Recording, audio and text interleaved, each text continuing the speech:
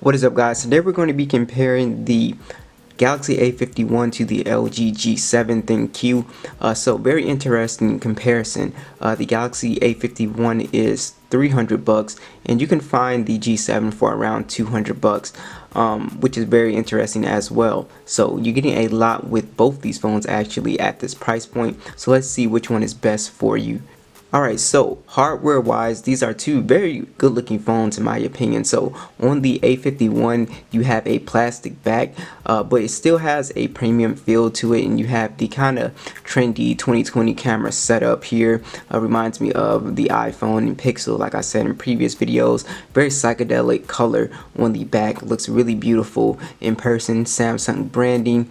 And on the G7 you actually have the glass back on here, metal railing. So this one just feels overall more premium, dual camera setup, physical fingerprint scanner on the back. The A51 fingerprint scanner is built into the display. Both have flashes on the back, little LG branding. When you flip it over to the side, you have the volume rockers on the A51 and the power button, and you also have the power button on the G7. On the left side you have your volume rockers on the G7 and your Google Now button. You have your SIM tray slot on the A51. On both these devices you have USB Type-C, single firing speaker, and you also have a 3.5mm jack, which is awesome. Alright, so on the A51 you have a Super AMOLED display. It's a 6.5-inch display, so very big display with the little punch hole in the middle. One of my favorite implementations of the notch. It is a 1080p display, 405 for the PPI. Now on the G7 you're rocking a 6.1-inch display. It is an IPS display, but it's a 1440p display, so it is a higher resolution display. You can definitely tell when you're looking at 1440p YouTube videos versus 1080p. You will be able to tell the difference. 564 for the PPI. So this is a sharper display, but overall, I think the Galaxy A51 has the better display since it is bigger. The punch hole up top is smaller. As you can see, you have a notch up here. I have it on no notch mode, but there's a big notch on the G7, which I don't really mind at all, but it depends on what kind of person you are. Do you want the trade-off for the 1440p display, or do you want a bigger display with a little punch hole?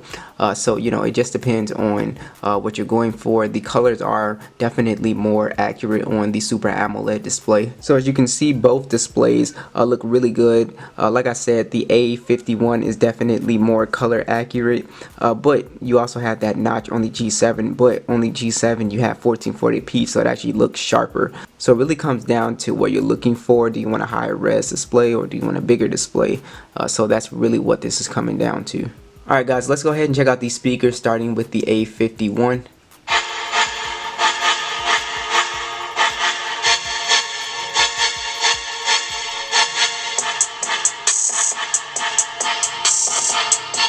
So the A51 speaker is not bad at all. It's loud, it does not distort.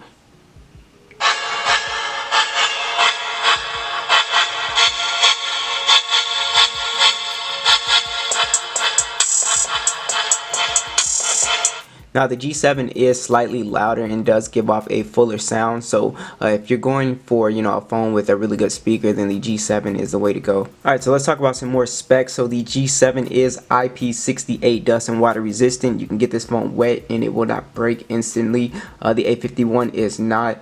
You do have Android 9 on the G7, but the G7 is actually getting Android 10 as well, so that is a big thing. You do have the Snapdragon 845. Basically that means you can play any games on high, Call of Duty, Fortnite, PUBG, whatever you want to play. This is an excellent gaming phone, along with the Adreno 630 GPU. This is also a very fast phone. It does not slow down a lot either. You have micro SD support up to 1 terabyte on here as well, so that's very good. And this is the 64GB model, so the base model is 64 gigs, 4 gigs of RAM. Now the A51 already has Android 10 and One UI. It's the full One UI, so it's not any kind of stripped back version. It's actually the same one you would find on the Galaxy S10e and the Galaxy S10. So how impressive is that? I really love that. So you have the Exynos 9611 along with the Mali G72 GPU. You can also play games on high to medium on the Galaxy A51, so it is also a pretty good gaming phone for the price, especially since you're getting such a massive display that is Super AMOLED. So it's just a beautiful display to game on. You also have micro SD support along with 64 gigs of storage and 4 gigabytes of RAM. So let's go ahead and test out the speed real quick. We're going to clear out all applications. Start off with YouTube. 3, 2, 1. See the G7 beat it there slightly. Let's go ahead and do the camera. 3, 2, 1. Let's go ahead and try Call of Duty. 2, 1.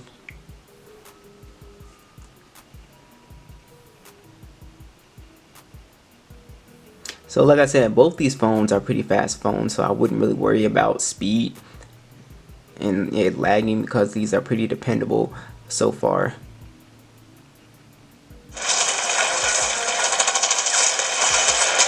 Alright, let's talk about getting into the device. So you have face unlock and a fingerprint scanner on both. The Galaxy A51 has the built-in fingerprint scanner, which I think is cooler, but it's definitely not as fast as the physical one. So that is something you have to think about, but I go with the one that's cooler, but you know, this one is extremely fast, never messes up. Some people don't care about, you know, the cool stuff, but that's completely up to you. The A51's fingerprint scanner is pretty fast, and the face unlock on both these guys are fast as well, so excellent for, you know, getting into your device. Everything works fine. Now let's talk about the camera setup. So you have a 48 megapixel wide on the A51, a 12 megapixel ultra wide, 5 megapixel telephoto, and a 5 megapixel depth sensor. It shoots in 2160p. You have 32 megapixel front camera that shoots in 1080p. On the G7, you have a dual camera setup, 16 megapixel standard and a 16 megapixel ultra wide, also shoots in 2160p, and you have an 8 megapixel selfie camera that shoots in 1080p. Now, if you're super into cameras, obviously the A51 is going to be the way to go. It just has more cameras, and Samsung has definitely a great image processing as well. But as you'll see with the G7, it's not really like the photos are not really too off from each other. I do see like slight color difference, but as you can see, the A51 definitely is really good at taking photos, but the G7 is not bad at all. So these are both really great camera phones. So come here to this Funko Pop. As you can see, they both look really great. So either phone you go with, you know, you're gonna have a really good camera on your phone. You can get Gcam for the G7 as well. Like I said, they both have the ultra wide lens, so you'll be able to get more content, which I think is the most important secondary camera.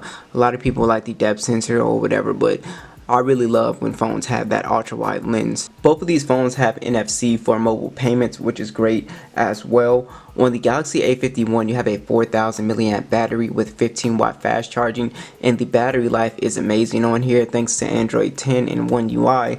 You're looking at around 10 to 11 hours of screen on time with this guy, so it's extremely impressive on the Galaxy A51. Now on the G7, you get a 3000 milliamp battery, and it does around 7 to 8 hours of screen on time depending on how you use it, so it's not bad at all, but definitely you're going to get excellent battery life on both of these guys. It's just that if you want the ultimate battery life, then you're going to go with the A51, and also you have 18 watt fast charging on the G7, so this device charges a little bit faster than the A51, and also you have wireless charging as well. So if you've never used wireless charging, it's really great, very convenient to just, you know, sit your phone down and have it charge. So that's definitely another advantage that the G7 has over the A51. So that pretty much sums up the video. You know, if you want really good cameras, a big display, then the A51 is the way to go. Excellent battery life. If you want just more features packed into a phone at this price point,